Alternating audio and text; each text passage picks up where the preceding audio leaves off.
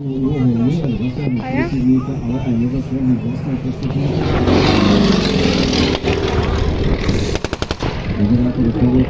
Skoro som to stihol, len som vysekol a takto prebliklo. A ten iba je veď. A toto všetko je dobré, Dobre koordinácii, ďalšie sociálne kampanie a toto.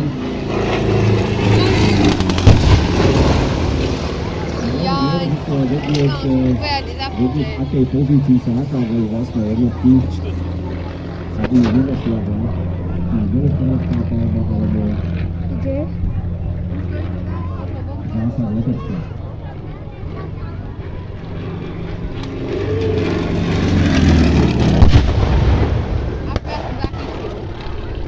Teraz ideme naozaj využitie všetkých dostupných prostriedkov, ktoré Sovieti zhromaždili na tomto úseku bojovej línie. Tým, že si jeden z nemeckých vojakov sa snažil využiť vyražené T-34. To sa natočí.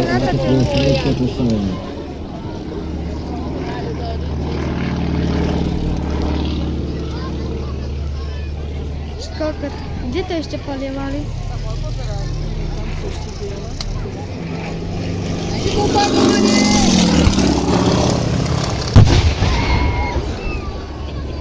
Som myslel, že už nič. Tam je ešte jedna, tam toto bude podľa mňa veľké.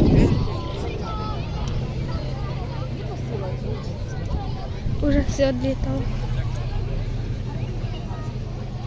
No už by mohli aj tie tanky dačo robiť.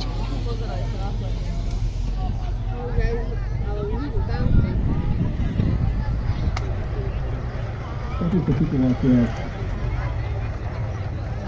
v posledných 2 rokoch vojny čas hrá vyslovene pre Sovietov. Išlo hlavne o to počkať na posilu, počkať na pomaly sa presúvajúci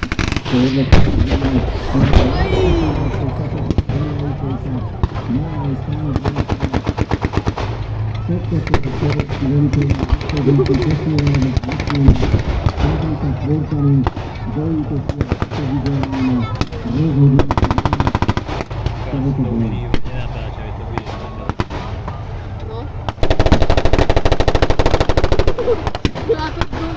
Na druhej strane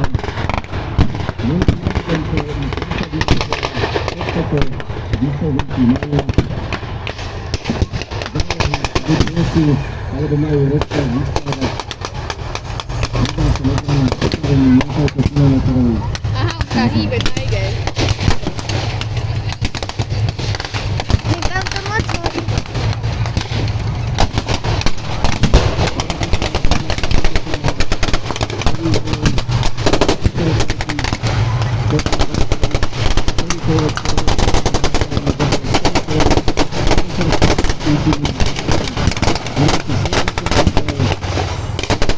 Teraz streliu.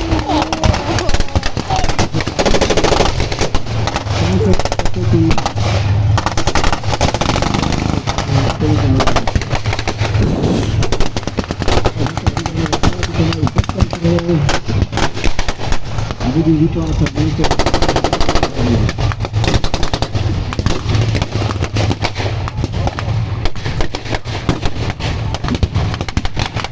nezabúdame, že napravo Rusko dostáva vojskopný Tiger. Ten už nefunguje ten tank nemecký.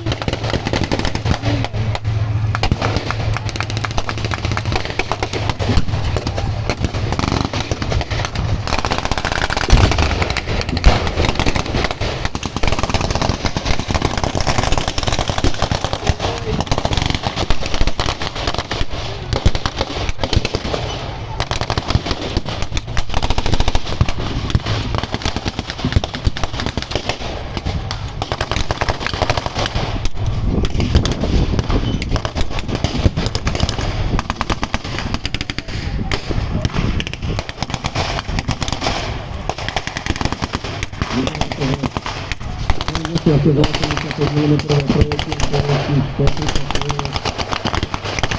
sú Tigre veľmi nevyužili, ale v tejto situácii ešte lekáčské časy, ktoré sa podali nejakým štátnym ministrom, do bočného alebo do zadného pantierovania predstavne Možno, že to nie je klasy, ktoré priniesli posádky Tigre a opustiť svoj stát.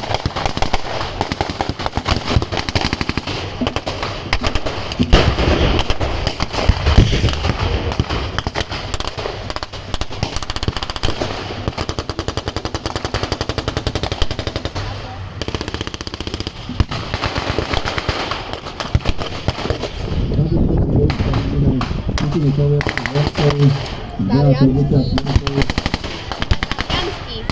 výškovci vyradeného nemeckého hatia, že veľmi sa budú schopní týchto zvlátiť Nemcov, ktoré sa stávajú do Vestinka, účastníci z nich začali bojovať do posledného muža.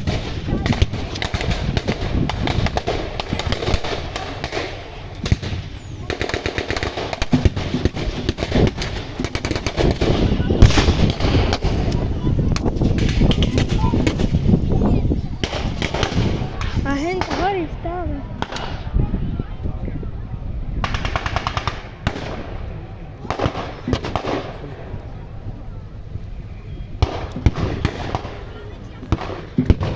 K tomuto všetko vidíme, hovoríme silno. Cieľom voliteľa na Polsku nie je antietnický tankov, ale práve naopak. Dovie sankcií tým, že žiadna časti kultúrnych nemá. Pokiaľ sa na boisku na seba tanky narazia, je to skôr súhra mnohých okolností alebo nejaká nechcená náhoda.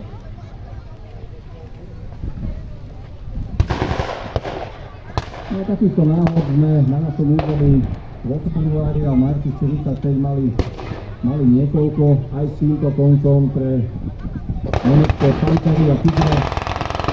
Ten prvý výr znamená jediné. Nemecký Wehrmacht môže odpísať ďalších 60 tón železa. Sovietská pechota preniká do posledných nemeckých zákopov. A tí Nemci, ktorí nepadli, nestiahli sa, musia sa jedine vzdať.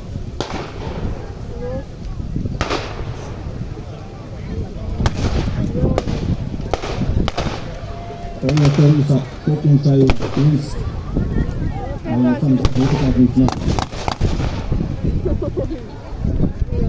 Podotýkam, že tie nemecké jednotky, ktoré bojovali u nás v marci 1946, boli príslušníci